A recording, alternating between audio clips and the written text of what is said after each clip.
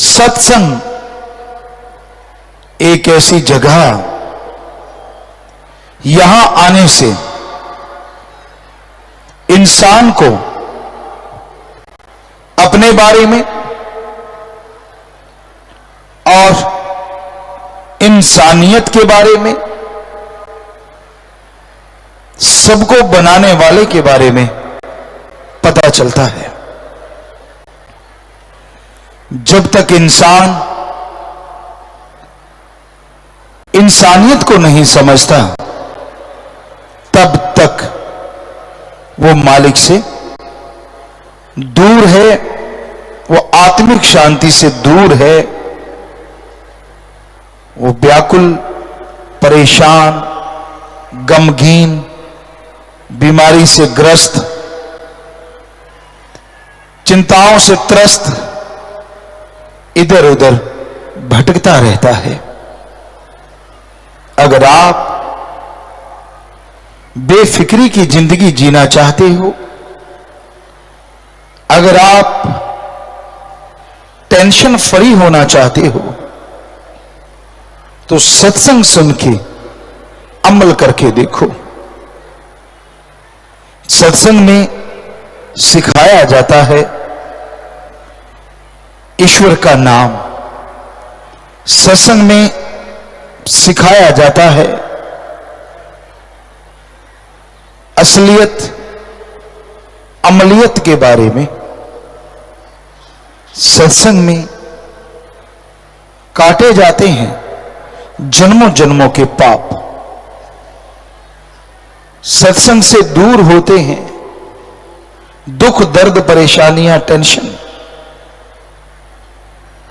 सच्ची श्रद्धा भावना से अगर कोई सत्संग सुनता है,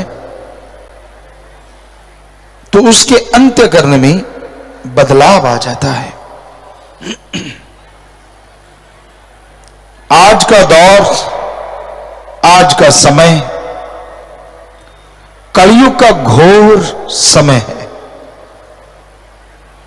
इसमें मन इंद्रियां बड़े फैलाव पे हैं। लोग अपना उल्लू सीधा करने के लिए,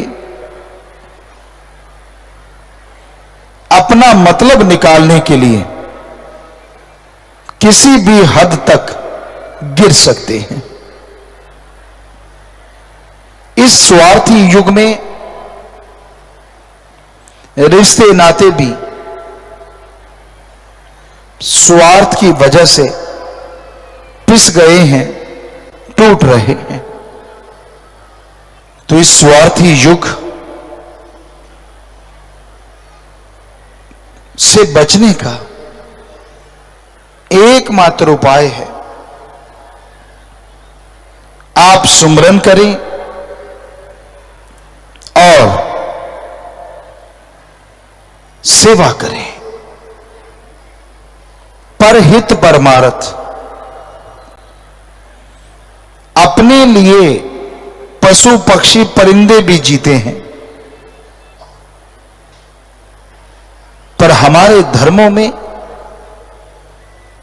एक बात कही गई है। हिंदू धर्म में कहा है मनुष्य सर्वश्रेष्ठ है। सिख धर्म में मानस को सबसे बड़ा कहा गया। इस्लाम धर्म में आदमी को बड़ा बताया है, और यहां तक लिखा है कि फरिश्तों से मालिक ने इसको सजदा करवाया। जरा बताइए, ऐसा कौन सा अलग कार्य आप कर रहे हैं जिसकी वजह से लगे कि आप सर्वश्रेष्ठ हैं? खाना इंसान खाते हैं, पशु परिंदे भी खाते हैं। फर्क इतना है, इंसान जब चाहे खा सकता है या टाइमिंग रखता है, और पशु को जब मिल जाए वो तब खा लेता है। पर दोनों का उद्देश्य अपना पेट भरना, अपने लिए ताकत इकट्ठी करना। बाल बच्चे इंसानों के होते हैं, पशुओं के भी होते हैं। घर इंसान बनाता है, पशु पक्षी परिंदे भी बनाते हैं। बल्कि इंसान का जीते जी मलमूत्र संभालने में बहुत परेशानियां आ रही हैं, जबकि पशुओं का मलमूत्र खाद के काम आता है, उसका फायदा लिया जाता है। और मरने के बाद भी पशुओं की हड्डियां, चमड़ा, मांस सब काम में आ जाता है। पर इंसान का ना तो जीते जी ये साजो सामान काम आया और मरनोपरांत, बल्कि हड्डियां संभालने में ही जुत्तम बेल हो जाती है। तो इंसान सर्वश्रेष्ठ कहां है?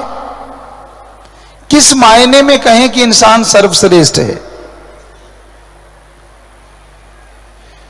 एक ही तरीका है, एक ही काम है जो इंसान करता है, पशु पक्षी परिंदे नहीं कर सकते। और वो कार्य है प्रभु का, अल्लाह वाहिगुरु का नाम लेना। ये पशु पक्षी परिंदे चाह के भी नहीं कर सकते, जो सिर्फ मनुष्य कर सकता है। और प्रभु के नाम से ही सच्ची मुक्ति मिलती है, मोक्ष मिलता है। पशु पक्षी परिंदे भक्ति करते हैं काल महाकाल त्रिलोकी नाथ की, लेकिन मनुष्य को यह हक है कि वो भगवान की भक्ति करे और अपने अंदर आत्मबल, रूहानी ताकत पैदा करे, जिसके द्वारा खुद का भला, परिवार का और समाज का भला मनुष्य कर सकता है।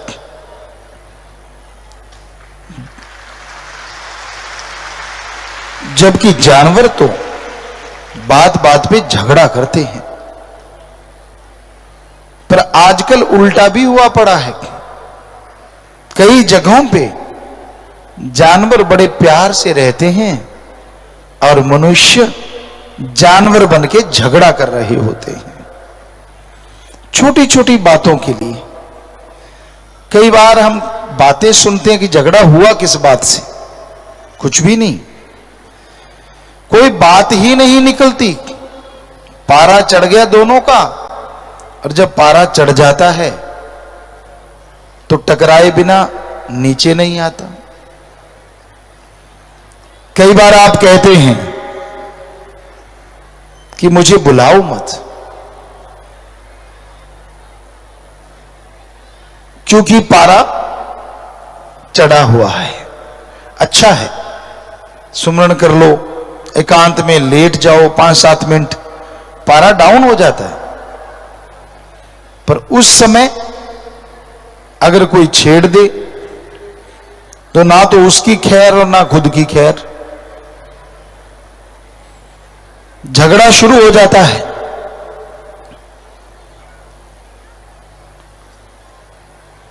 तो अपने आप पे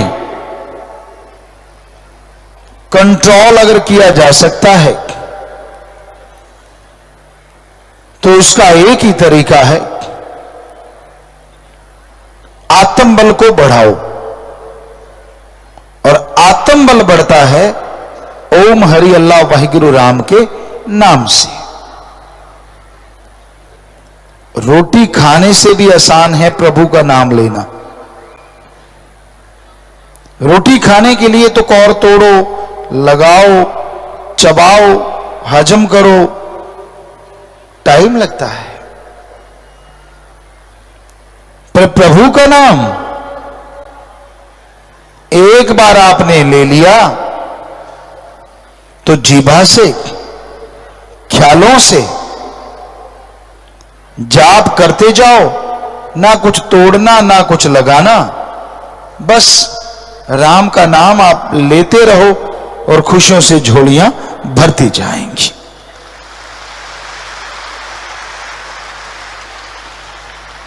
फकीर वचन करते हैं और जो सुन के मान लेते हैं उन्हें अंदर बाहर किसी चीज की कमी नहीं रहती। कि इस कलयुग में सेवा और सुमरन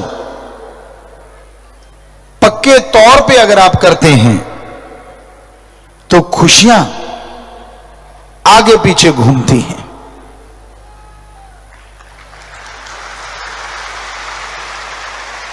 हर इंसान की एक चाहत होती है, शारीरिक सुख, पारिवारिक सुख और आत्मिक सुख। एक भी इंसान हमने दुनिया में नहीं देखा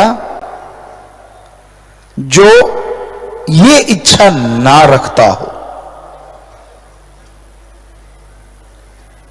हर इंसान को सुख चाहिए,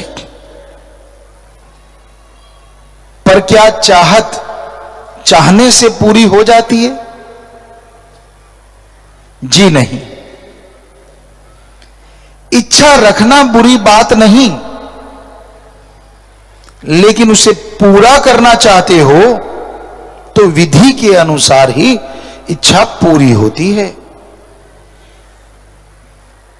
आप टेंशन फ्री होना चाहते हो, आप आत्मिक शांति चाहते हो, शारीरिक पारिवारिक सुख चाहते हो। अगर आपको एक ही उपाय बताएं, कितना आसान है। और यही नहीं, आपके आने वाले गम दुख दर्द चिंताएं, आपकी आने वाली परेशानियां जड़ से खत्म हो जाएं, वो एकमात्र तरीका है नाम, गुरु मंत्र, कलमा, मेथड ऑफ मेडिटेशन।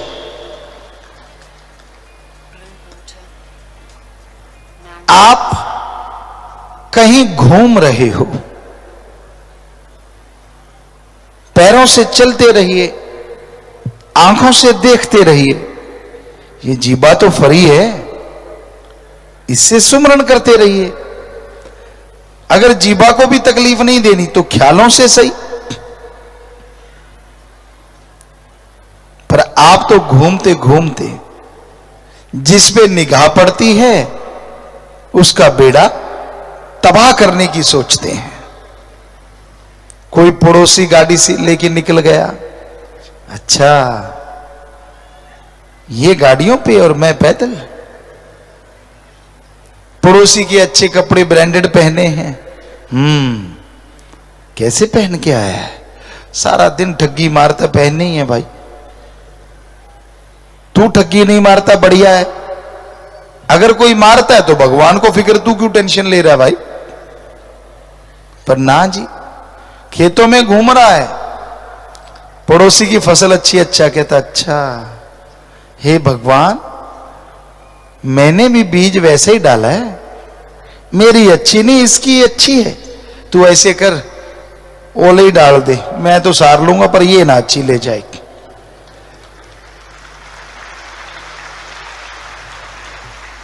दुकानदार का भी यही हाल, एक के लाइनें लगी हुई हैं और एक मक्खियां मार रहा है।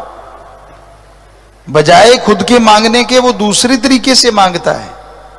ईश्वर इसके लाइनें लगी हुई हैं और मेरे कोई ग्राहक ही नहीं आया, कोई बात नहीं मैं भूखा रह लूंगा पर इसके आग लगा दी। ये नहीं मांगता कि मेरे भी लाइनें लग जाएं, ईश्वर मुझे भी ताकत दे, मेरे पे भी कृपा कर।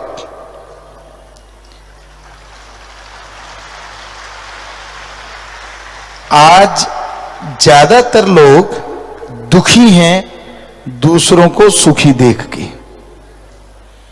किसी को हंसता देख लिया तो चेहरे पे तरेड़ें पड़ जाती, किसी को अच्छा खाते देख लिया तो पेट में दर्द होने लग जाता है, किसी के अच्छे मकान बने हुए हैं तो गड़बड़। यानी अपने दुख से कम दुखी हैं, दूसरों के सुख से लोग ज्यादा दुखी हैं।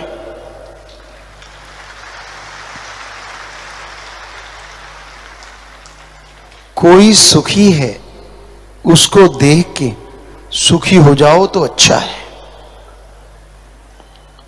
वरना पंजाबी में एक कहावत है, कामां दे आखे टग्गे नहीं मरिया कर दे। आपके कहने से किसी का नुकसान नहीं होता, बल्कि आप ही तड़पते रहते हैं, आप ही बेचैन रहते हैं। इसलिए दूसरों को सुखी देख के जो उसमें शामिल हो जाता है वो और सुखी हो जाता है।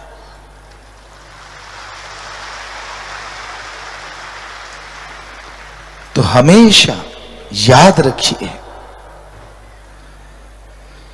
किसी को दुखी देख के खुश होने वाला शैतान होता है, इंसान नहीं।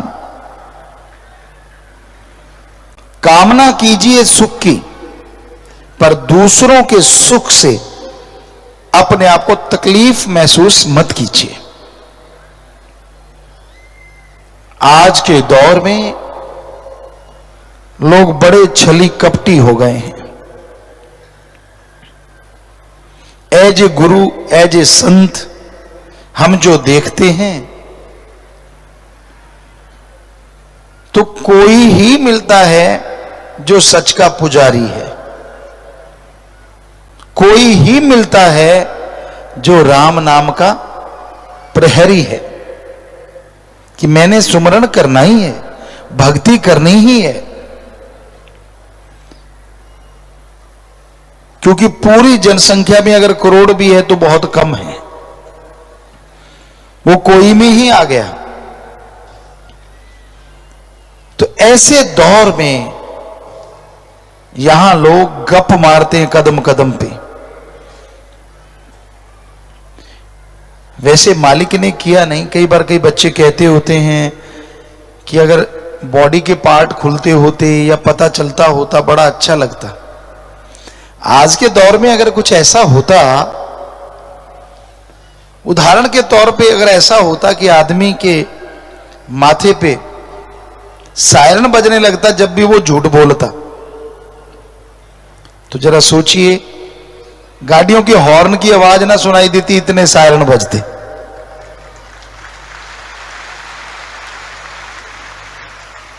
क्योंकि कदम कदम पे झूठ बोलना आदमी की फितरत तो हो ही गई है।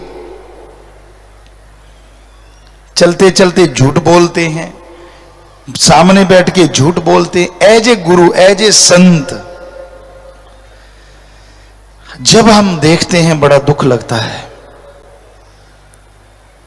ऐसे ऐसे भक्त भी हुआ करते जिनकी रुचि होती थी रूहानियत में, सूफियत में, पर ईर्ष्यावश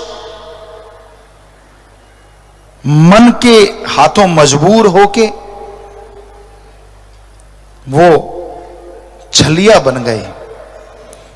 परमपिता ने एक भजन लिखा है, छलिया रे मन छलिया रे, जे नाम जपन्ना देता है मन छलिया रे।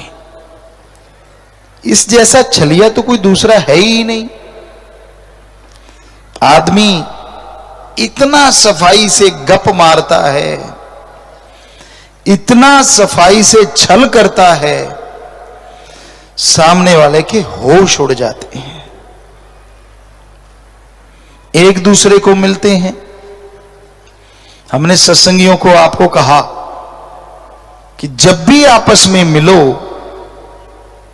तो जरूर पूछा करो, तेरा सुमरन कैसा है, तेरा मालिक से प्यार कैसा है, सेवा करते हो कि नहीं। ये पूछने में शर्म आती है। और पूछते क्या है, सुना तेरा क्या हाल चाल है भाई। अगर सामने वाला कह दे मेरा तो मंदा हाल है, तो क्या आप ठीक कर दोगे? नहीं। और सामने वाला ये कह दे कि मजे ले रहा हूं, मेरी तो कांटो फुल्ला ते घेर दिए, फिर आपके पिस्सू पड़ जाते हैं, इसकी कांटो फूलों पे और मेरे वाली कांटों पे, ये चक्कर क्या है? कोई खुश तो होते ही नहीं आप। और अगर आप फकीर की बात मान के पूछो आज सुमरन किया, तो वो पलट के पूछेगा तूने किया, तो नेचुरली शर्म आएगी, यार कर ले, थोड़ा कर ले, बताने के काबिल तो बनेंगे, चाहे 5 मिनट ही कर लिया। ये तो कह सकेंगे हाँ मैंने किया, तो कम से कम 5 मिनट तो कर लिया, चाहे शर्म की वजह से किया, और उसका फायदा सीधा सीधा आपको होने वाला, पड़ोसी को नहीं। फिर आप पूछते मालिक से प्यार कैसा है, फिर मन पे लानत पड़ेगी, यार मैं इससे तो पूछ रहा हूं, सामने वाले कहेगा मेरा तो बढ़िया, तेरा। अब अगर मारेगा झूठ तो मालिक के पड़ेंगे जूत, अगर बोलेगा सच तो भांबड़ जाएगा मच, क्योंकि अगर प्यार की जगह कुछ भी नहीं है तो बोल नहीं सकता। शायद इसलिए आप एक दूसरे से कम ही पूछते हैं, पूछते होंगे, नियम बनाया होगा कईयों ने, लेकिन हाथ खड़ा करें तो फिर बात वहीं पे आएगी। बहुत कम ही लोग होंगे, हाँ देखिए बहुत कम लोग हैं जो एक दूसरे से पूछते हैं सुना तेरा सुमरन कैसा। मतलब अगर यहां माने हाथ नीचे कर लो, लाखों लोग हैं तो उसमें 100 सैकड़ों की गिनती होगी जिन्होंने हाथ खड़ा किया है ना। हैरानी की बात है। सारे सत्संगी गुरु को मानता हूं, गुरु की नहीं मानता। आगे ना बात, छोटी सी बात है कि जब मिलो तो ये पूछना ही पूछना है, एक बार सारा दिन तो नहीं पूछते रहना, कम से कम एक बार सुबह सवेरे, बहुत कम है।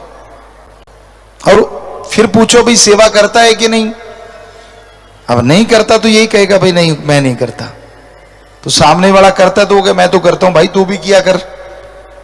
तो शायद उसकी रोज रोज सुन सुन के आप भी कहीं ना कहीं सेवा कर बैठो और अनजाने में मालिक की रहमत से झोलियां भर बैठो, क्या नुकसान है भाई।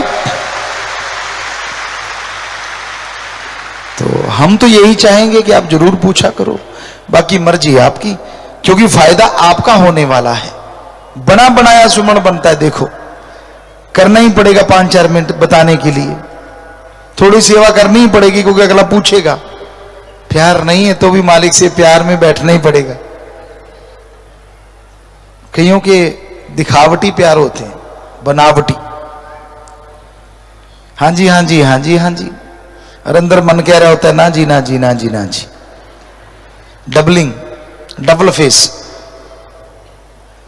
हमें नहीं पता क्या कहें, क्योंकि डबल ट्रिपल तक ही प्रोग्राम है, लेकिन आज वालों के तो 100 फेस हैं, क्या कहें 100 फेस। इधर कुछ और, इधर कुछ और, इधर कुछ और, उधर कुछ और, घर में कुछ और, परिवार में कुछ और, कमरे में कुछ और, अकेले में कुछ और।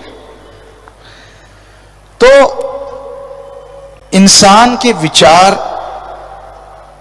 इंसान को गुमराह कर रहे हैं। खुशियां इतनी दूर हैं कि हाथ यूं फैलाओ तो खुशियां हाथ में आ जाएं, पर मन के अहंकार की वजह से आदमी झूठ बोलता है। जिनसे कभी हमने उम्मीद नहीं रखी होती कि ये गप मारेगा, ऐसे गप मारता है, अब कहना तो नहीं था पर मुंह आया बात ना रहती है। राजस्थान में कहावत है जैसे ऊंट ने पात दिया हो, सच्ची बात है ये, उसका कुछ पता नहीं चलता कब वो हवा निकाल दे। और आजकल लोग बड़े सफाई से गप मार देना, और यूं लगता है यार क्या एक्टर है, क्या करें गुरु हैं, पता तो चल जाता है जब भी गप मारा, पता नहीं क्यों। और उस सच भी बोलते, नुकसान कुछ भी नहीं है, पर गप मारने की जब आदत पड़ जाए ना आदमी को, वो चाहे कितना भी अच्छा रहा हो बचपन में, कितना भी बढ़िया रहा हो, एक बार अगर गप्पी बन गया तो फिर सच्ची बनने के लिए सुमरण करना जरूरी है।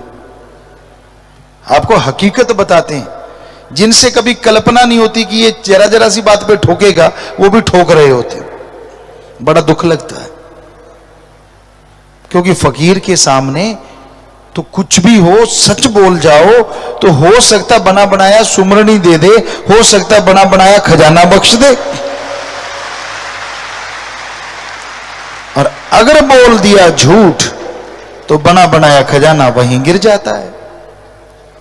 इसलिए हमेशा याद रखो, पीर फकीर से जब बात करो कम से कम तब तो सच बोल लिया करो। फायदा ही होगा आपका, नुकसान नहीं। जरा सोचिए, अगर कोई अपने गुरु संत के सामने सच नहीं बोलता तो दुनिया में क्या करता होगा वो इंसान। वहां तो पंजाबियां दे कहने तुम फटे चक देंदा होना गप मार मार के, और गप मारते इतने फ्लो में है, सामने वाला सोच भी नहीं सकता कि यार ये गप मार रहा है। बिल्कुल बोलते बोलते छोड़ देता है। पहले वाले आड़े तिरछे छोड़ते थे, कोई ना कोई किनारा फंस जाता था। आजकल गोल गोल छोड़ते, उड़ते जाते, टिकते नहीं। पर फकीर के सामने बोलो तो साइन बोर्ड है आपका चेहरा, आपका फेस, उस पर लिखा जाता है कि भाई हां ठोक दिया। इस दौर में चाहता तो हर कोई है कि मैं टेंशन फ्री रहूं, पर वही फ्री रहेगा टेंशनों से जो ईश्वर के नाम का जाप किया करेगा, सेवा करेगा, दृढ़ यकीन रखेगा अपने मालिक पे, सतगुरु मौला पे। अदरवाइज कोई तरीका नहीं कि आप टेंशन फ्री हो सकें। कोई ना कोई टेंशन, कोई ना कोई बीमारी, कोई ना कोई परेशानी, कोई ना कोई तकलीफ, कोई ना कोई ईर्ष्या, कोई ना कोई नफरत आपको जलाती रहेगी, तड़पाती रहेगी। तो सत्संग में आओ तो एक चित एक मन होके सत्संग सुनो। आप तो बात क्या करनी है, अगर साथ वाला भी बात करे बेशक रोक दो, वो भी आपकी सेवा है। कि चुप, बोल क्यों रहा है भाई, माता बहन क्यों बोल रही है, प्यार से हाथ जोड़ के, क्योंकि गुस्सा नाक से होंठ पे आ गया है, कोई पता नहीं यहां कौन उछल पड़े। इसलिए अच्छा कर्म करने में भी 10 बार सोचना पड़ता है। किसी का भला करो, सामने वाला यह सोचता है यार इसको कोई तो गर्ज होगी। अब सत्संगी जाते हैं, आप में बहुत सारे जाते और जाके लोगों से प्रार्थना करते हैं कि चलो नाम ले लो, गुरु मंत्र ले लो, और आपके अंदर आता होगा यार ये मेरे को लेने आया है, बस भी करवा रहा है, मेरे को फ्री में लेके जा रहा है, कोई तो गड़बड़ है, मेरे से कोई फायदा ले रहा है।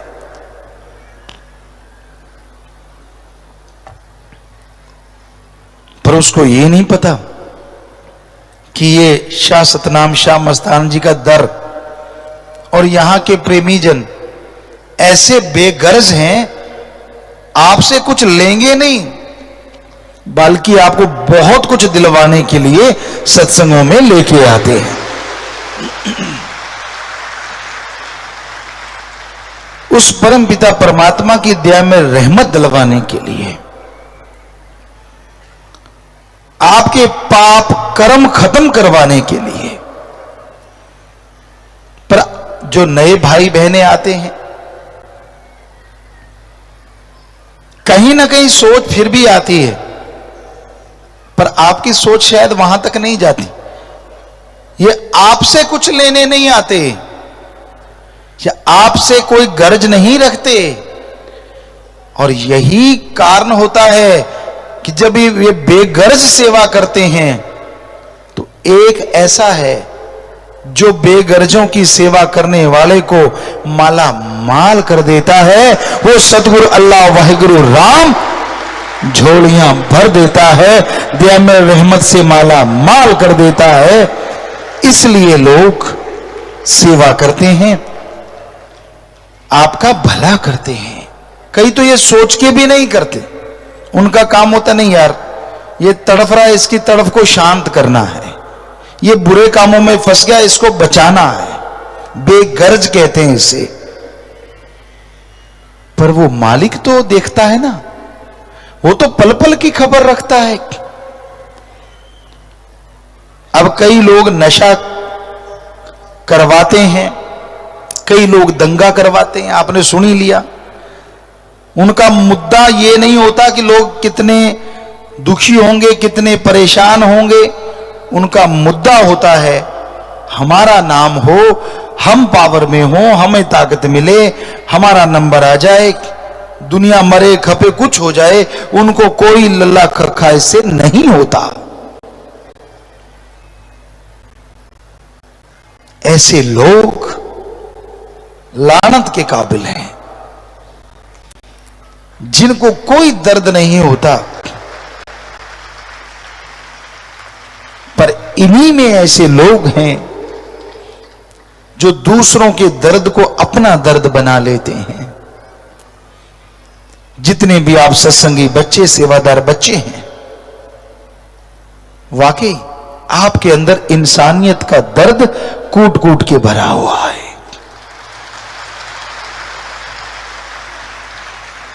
कोई सड़क के किनारे तड़पता मिल जाए, एक्सीडेंटल मिल जाए, आप उसे उठा के हॉस्पिटल पहुंचा देते हैं।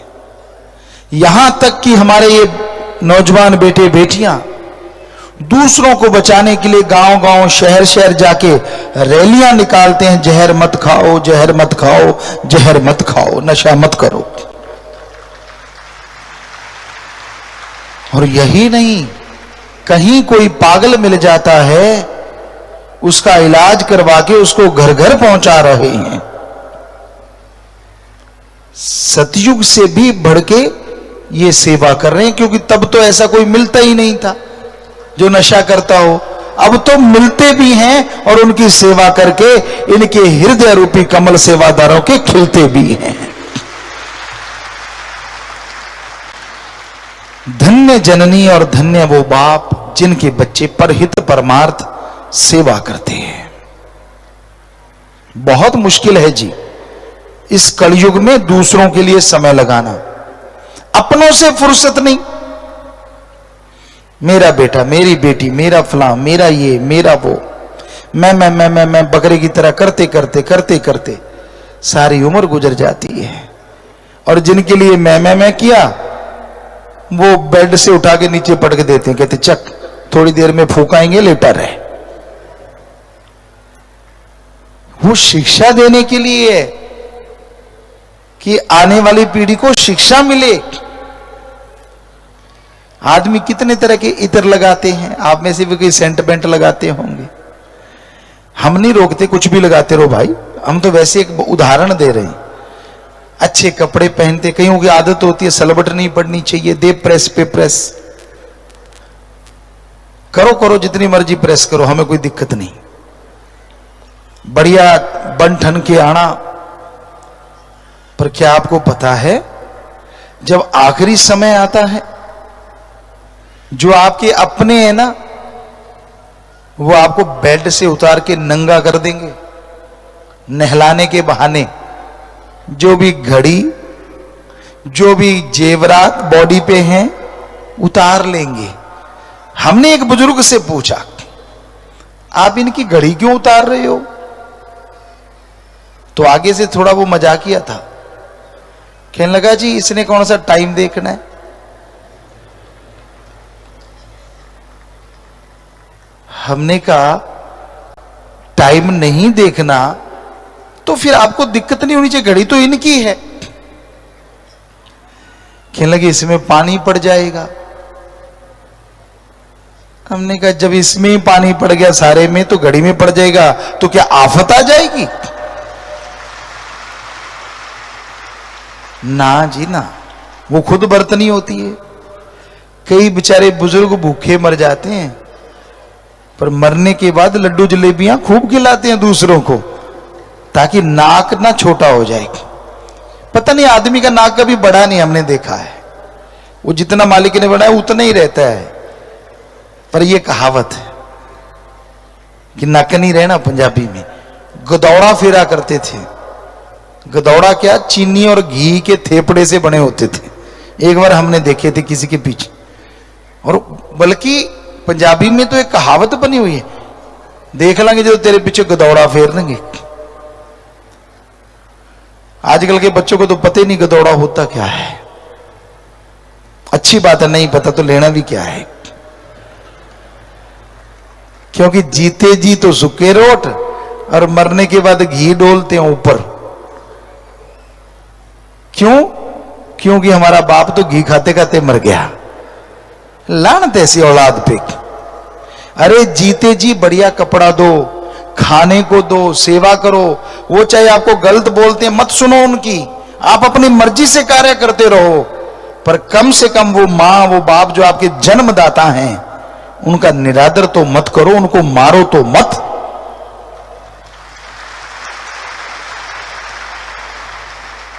आज के दौर में इंसान अजीबोगरीब हो गया है। हमने देखा विदेशों में भी, अपने देश में भी, बड़े बड़े शहरों में, महानगरों में। एक जगह हम जा रहे थे, बहुत बड़ा मॉल था, हमने राम राम किया, उसने नहीं सुना। किसी को सलामे कम किया, नहीं सुना। सत श्री अकाल कहा, नहीं सुना। जब दोबारा बोले तो आगे से पता क्या आया? राम राम की जगह राम राम नहीं आया, कहने लगा क्या चाहिए? हमने कहा हमने तो कुछ मांगा ही नहीं।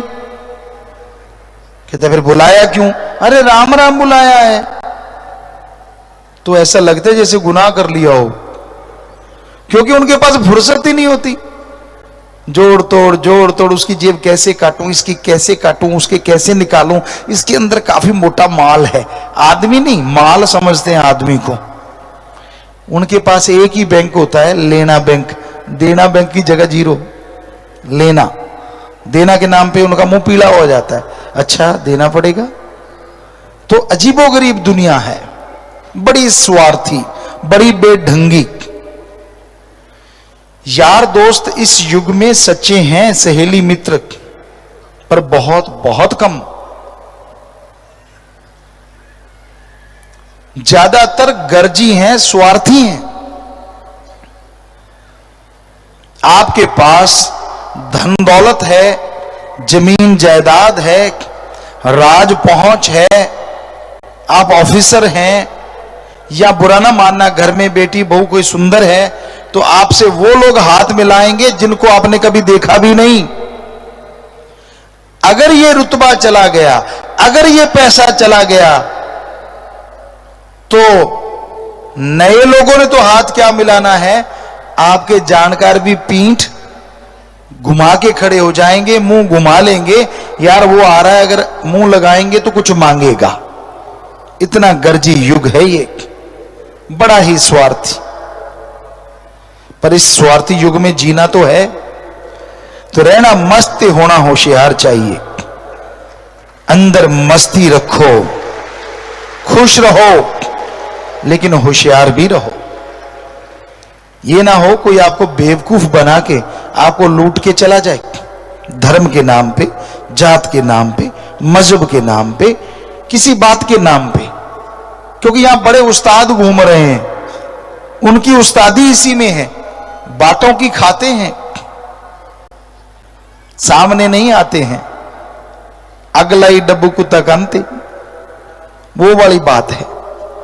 पता ही नहीं चलता कब वो किसी का कार्य बिगाड़ दें, और सामने वो नहीं होते, आपके कंधे पे रख के चलाते हैं। इसलिए भाई बहनों, इस युग में होशियार रहना जरूरी है, बेवकूफ मत बनो। आप सोचते हैं हम तो होशियार हैं, हमने कब कहा आप मूर्ख हो? सारे होशियार हैं, लेकिन कोई ना कोई वीक पॉइंट होता है इंसान के अंदर, जिसकी वजह से वो मार खा जाता है। कड़ा परिश्रम, हिंदू धर्म हमारा कहता है कड़ा परिश्रम करके खाओ, कर्मयोगी, और टेक्निकल ज्ञान जोगी भी बनो। ज्ञान जोगी और कर्म जोगी, क्योंकि ज्ञान के बिना कर्म नहीं होता और कर्म के बिना ज्ञान का मूल्य नहीं होता। हक हलाल की खाओ और अल्लाह की इबादत करो, दसा नौवां दी किरत करो और वाहिगुरु का नाम जपो, हार्ड वर्क करो और गॉड्स प्रेयर करो। ये दो चीजें जिंदगी में बना लो। आने वाली भयानक से भयानक बीमारियां, आने वाले भयानक से भयानक रोग, इन्हीं से कटते चले जाएंगे।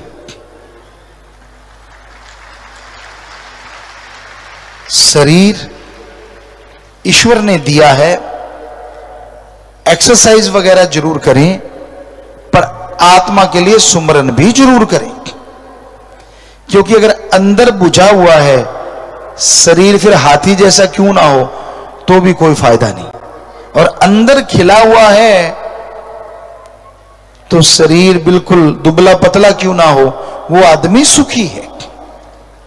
निरोग काय, यानी कोई रोग ना हो। कई रोग दिखने में आते हैं, कई डॉक्टरों की समझ में नहीं आते। अब टेंशन है, कौन समझ लेगा उसको? ठीक है, डॉक्टर को पता चल गया टेंशन है, क्या देगा?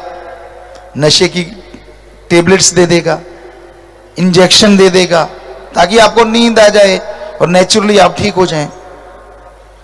पर हकीकत में टेंशन, अंदर अगर कोई परेशानी है, उससे बचने का एक उपाय है आपका आत्मबल, आपकी विल पावर अगर बढ़ जाए तो आप 100% टेंशन फ्री हो जाएंगे।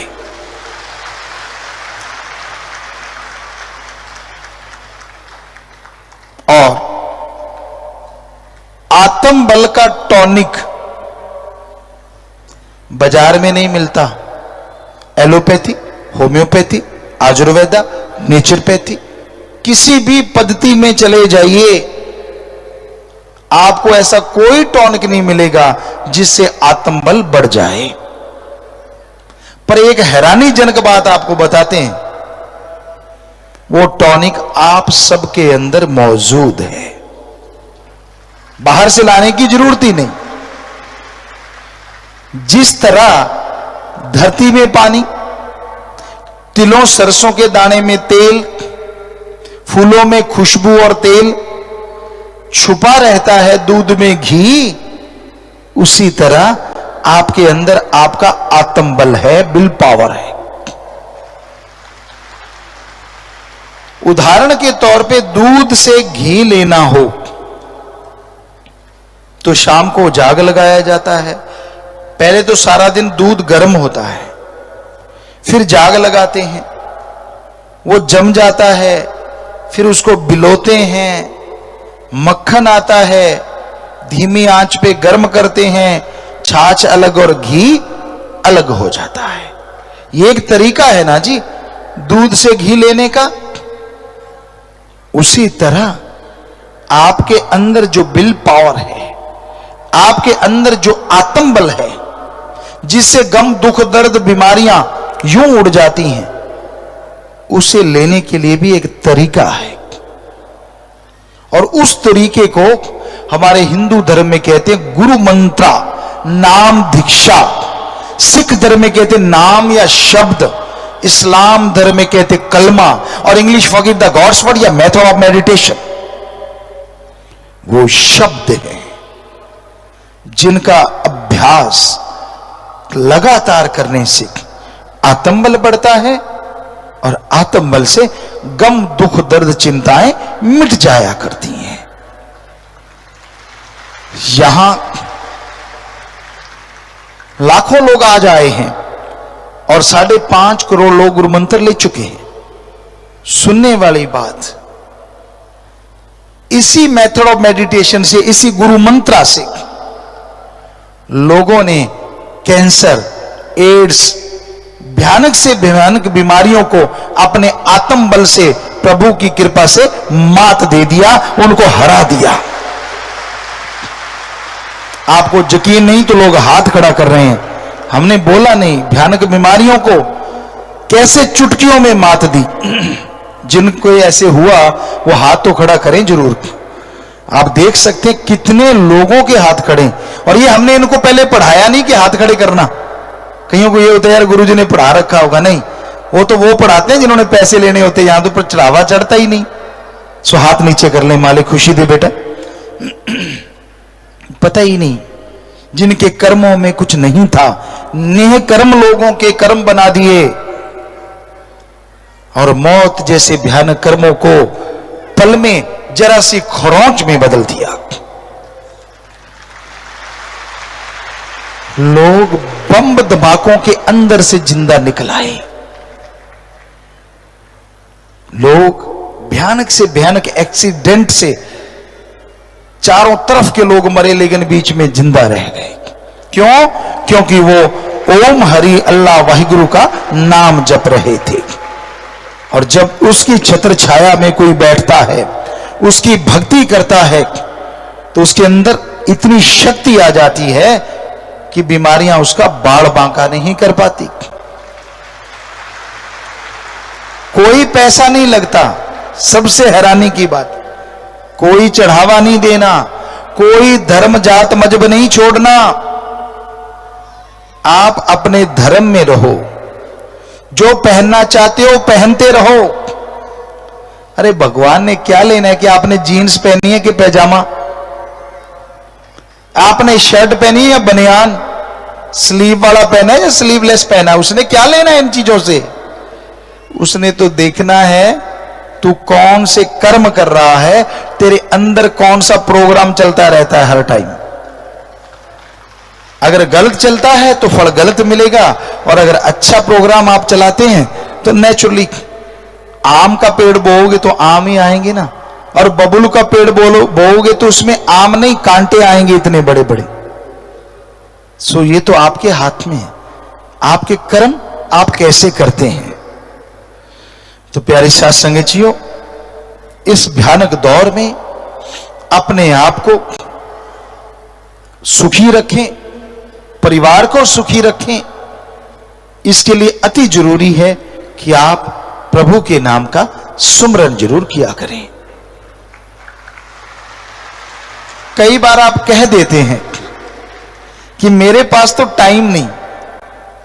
ठीक है, अगर आपके पास टाइम नहीं, बुरा ना मानना, सुबह सवेरे बोतल लेके जाते हो मत जाया करो, क्योंकि आपके पास तो टाइम नहीं।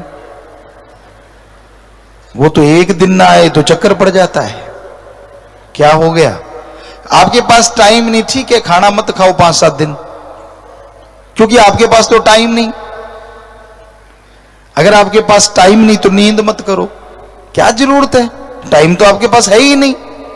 ना ना ना ना ना, वो तो टाइम होते ही खाना ना आए तो लोग गालियां तक बकने लगते हैं, कहते मेरे अंदर चूहे छोड़ो हाथी कूद रहे, कहीं भूखे नहीं रह पाते। सो हर किसी के लिए टाइम निश्चित है। हम नहीं कहते कि नहीं होना चाहिए, होना चाहिए। सुबह सवेरे पानी आप लें, फिर रफा हस्त जाएं, फ्रेश हो जाएं, लेकिन कुछ टाइम तो अल्लाह वाहिगुरु राम के लिए भी रखो, जिससे आपका बाकी का सारा टाइम सफल हो जाए, खुशियों से आप माला माल हो जाए। चलो 5 मिनट 15 मिनट कुछ तो टाइम दो। टाइम आप देते नहीं, और जब मालिक रहमत नहीं करता दोष उसको बहुत बड़ा बड़ा देते रहते हो। कर्म करे खोटे पड़ेंगे बड़े सोटे, कर्म खुद करते हो, सोटे भी खुद ही खाने पड़ेंगे ना। लेकिन तब कहते देखो यार कौन सा भगवान, मैंने 5 रुपए चढ़ाए तो थे फला मंदिर मस्जिद गिरजा गुरुद्वारा में, मैंने मन्नत तो मांगी थी, लाख की ठगी मार के 1000 मालिक को चढ़ा रहा है तो कौन सा तोप चला रहा है तू? लाख की ठगी भी तो मारी है। आजकल के लोग बड़े शातिर हैं। भगवान को तो लोगन राम खिलौना जाना। क्या करते हैं? मान लीजिए खबर आ गई कि आपको घाटा पड़ेगा, और आप क्या करते हैं? कुछ लोग लाख रुपया लगाया, घाटा पड़ने वाला है, 25.25 का प्रसाद लेके जाते हैं। 25.25, 51, 5.25, ₹1.25 से शुरू होता है प्रोग्राम।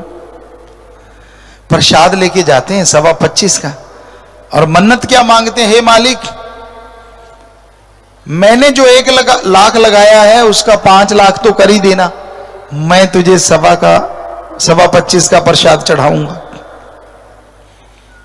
और जब दुकान पे प्रसाद लेता है, आपकी मेहनत से, मालिक की रहमत से चलो काम हो गया, फिर देखो आगे देखो, बढ़िया देसी घी का बढ़िया सा प्रसाद 51.25 का लेता है। आपको पता है चवन्नी ऊपर क्यों रखता है? नहीं पता? अभी चल जाएगा जिनको नहीं पता। 51.25 का प्रसाद लिया, चवन्नी का भगवान का और 51 का खुद रगड़ जाता है। वहां तो 1 पीस ही रखता है ना, ले मालिक ये तेरा, बाकी डिब्बा मेरा। ये तो प्रसाद की बात। लोग बकरा काटते हैं, वो भी ऐसा ही करते हैं। बकरा काटा, सिर मुंडी मुंडी मालिक को चढ़ा दी, और नर्म नर्म गोश्त खुद रगड़ जाते हैं। मालिक कहते तू टक्कर मारता रहे खोपड़े में। है ना कमाल? कितना शातिर है ना इंसान। अरे चढ़ाना तो पूरा चढ़ाना, नहीं चढ़ाएगा, क्योंकि उसको पता है जो मैं चढ़ाऊंगा वो मेरे जैसा ही कोई खाएगा, मालिक ने तो खाना नहीं। क्या उसको भोग लगाते देखा है? अरे कोई देवी देवता बकरा नहीं मांगता। देवता फरिश्ता का मतलब होता है जो मजलूमों का, मजबूरों का साथ दे, वो होता है देवता फरिश्ता। और जो मजलूमों बेजुबानों के सिर ग्रहण करे वो देवता हो ही नहीं सकता, क्योंकि हमने पढ़ा है हर धर्म को as a search, as a research. कहीं भी ऐसा नहीं लिखा। हम नॉन मेडिकल के स्टूडेंट रहे, साइंस में बहुत यकीन था, आज भी है, लेकिन धर्म महासाइंस। हमने हिंदू धर्म के, हमारे हिंदू धर्म के पवित्र ग्रंथ वेद, गीता, रामायण, महाभारत, सभी धर्मों को पढ़ा, पर सभी धर्मों में कहीं भी ये जिक्र नहीं कि मालिक पैसा लेता है या मालिक कुछ खाता है। हर धर्म में यही बात आई कि वो दाता था, दाता है और दाता ही रहेगा।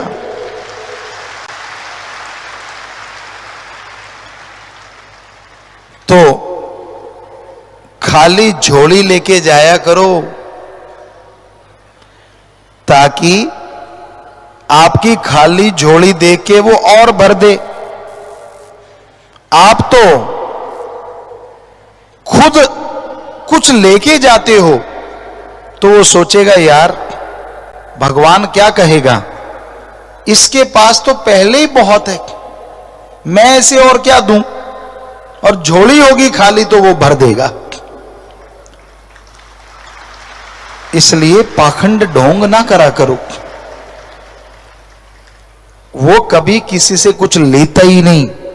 हम आपको गारंटी देते हैं, ओम हरि अल्लाह गॉड खुदा रब वाहिगुरु राम दाता था, दाता है और दाता ही रहेगा। वो मंगता नहीं हो सकता। उसका नाम लेके खाने वाले संत ही नहीं होते। श्री राम जी, श्री कृष्ण जी हमारे हिंदू धर्म में भगवान कहलाए। अजी भगवान नहीं, भगवान के साथ साथ राजा महाराजा भी थे वो, पर उन्होंने बचपन में गुरुकुल में पशुओं को चराया, खाना बनाया और लकड़ी बींद के लाए, खेती बाड़ी की, इसलिए उन्होंने लिखा कर्म जोगी बनो और ज्ञान जोगी बनो। सिख धर्म के 10 गुरु सहवान, श्री गुरु नानक देव जी से लेकर श्री गुरु गोविंद सिंह जी महाराज तक, सबने करके खाया, इसलिए लिखा दसा नवादी किरत करो और वाहिगुरु का नाम जपो। इस्लाम धर्म के पैगंबर मोहम्मद साहब सारी जिंदगी करके खाया, इसलिए उन्होंने लिखा हक हलाल की रोजी रोटी खाओ और अल्लाह की इबादत कलमा अता करो। ईसाई धर्म के पैगंबर ईसा मसीह सारी जिंदगी करके खाया, इसलिए लिखा हार्ड वर्क करो और गॉड्स प्रेयर करो। इतने बड़े बड़े संत पीर फकीरों ने करके खाया, हम तो एक छोटे से फकीर हैं, हम भी करके खाते हैं। हम एग्रीकल्चर के लाइके साइंटिस्ट हैं। ऐसी ऐसी चीजें यहां पैदा की, सेब 45 से 48 डिग्री टेम्परेचर चला जाता है मई जून में यहां, पर उसमें सेब भी पैदा कर दिए, बादाम, काजू, ऐसी ऐसी चीजें यहां पैदा हो रही हैं। ये हमारा जादू नहीं है, जादूगर तो सबके अंदर बैठा, वो तो सबके अंदर रहता है। हिम्मत करे अगर इंसान तो सहायता करे भगवान, हिम्मते मर्दा मदद खुदा। हमने तो हिम्मत की, ईश्वर ने कृपा की। तो एग्रीकल्चर का कर लेते हैं, इंटीरियर एक्सटीरियर डिजाइनर हैं, कपड़ों के डिजाइनर हैं, शूज डिजाइनर हैं, गाड़ी 35-40 गाड़ियां हमने डिजाइन की हैं, मोटरसाइकिल डिजाइन कर लेते हैं, गाते लिखते बोलते, यानी दुनिया का हर अच्छा कार्य हम कर लेते हैं प्रभु की कृपा से। उससे जो भी आता है अपना कपड़ा लता, गाड़ी और बाकी साथ संगत के लंगर भोजन पे इंतजामात में लग जाता है। क्योंकि मांगन मरण समान है, अरे मत कोई मांगो भीख। मांगन मरण समान है, अरे मत कोई मांगो भीख। मांगन से मरना भला, ये सतगुरु की सीख बहन भाइयों, ये सतगुरु की सीख। अगर हम करेंगे नहीं खुद अपने हाथों से तो आपको बताएंगे क्या। एक कहावत है, आप बाबा बैंगन खाए लोगों को उपदेश बताए। ये सच्ची बात है। एक जगह एक गांव में बाबा रहता था, तो बाबा आया और लोगों को कहने लगा बैंगन नहीं खाना चाहिए। कहते क्यों? कहते उसमें कीड़े होते हैं, ये होता है, वो होता है, फलां होता है, 100 चीजें बोली। लोग कहने लगे ठीक है बाबा। लोगों ने बैंगन जो घर में रखे हुए थे वो फेंक दिए। अब अपने चेले चपटों को कहने लगा अरे बैंगन उठा लाओ, भुर्ता बना के खाएंगे। चेले कहने लगे बाबा कल आपने उनको बोला कि कीड़े होते हैं मत खाओ। कहता मूर्खो। बाबा कहने लगा ए मूर्खो, अगर उनको कहेंगे कीड़े हैं तभी वो फेंकेंगे और हमें फ्री में बैंगन मिलेंगे, वरना फ्री में आएंगे कहां से। वो किसी ने देख लिया तो उसने कहा आप बाबा बैंगन खाए, लोगों को उपदेश सुनाए। तो वो वाली बात है भाई, अगर हम खुद कर्मयोगी नहीं होंगे तो आपको कर्मयोगी बनाने के लिए कैसे कहेंगे। सो दिमागी मेहनत, शारीरिक मेहनत, पर अच्छे कर्म करके मेहनत करो, उससे जो कमाई आती है यकीन मानिए घर में सुख शांति आएगी, बीमारियां चली जाएंगी, आपसी प्यार मोहब्बत बढ़ेगा और शरीर में तंदुरुस्ती आएगी। हम आपको गारंटी देते हैं। और ठगी बेईमानी भ्रष्टाचार का खाओगे तो माया होई नागनी जगत रही ढहकाए, जो इसकी सेवा करे उसको ही ये खाए। बुराई से किसी का हक मार के खाना, ठगी बेईमानी से खाना, ऐसा खाना होता है पैसा तो आ जाएगा, कारें मोटरें भी आ जाएंगी, लेकिन घर में लड़ाई झगड़ा, नफरतें, बीमारियां, किचकिच, जरा जरा सी बात पे तुनक मजाजी, टेंशनें आम ही हो जाएंगी और सुख सुविधा प्यार मोहब्बत चला जाएगा। इसलिए किसी का हक मार के ना खाओ। सो राम का नाम जपो, उसकी भक्ति इबादत करो और मेहनत की करके खाओ। जो ऐसा करते हैं वो अंदर बाहर से आत्मिक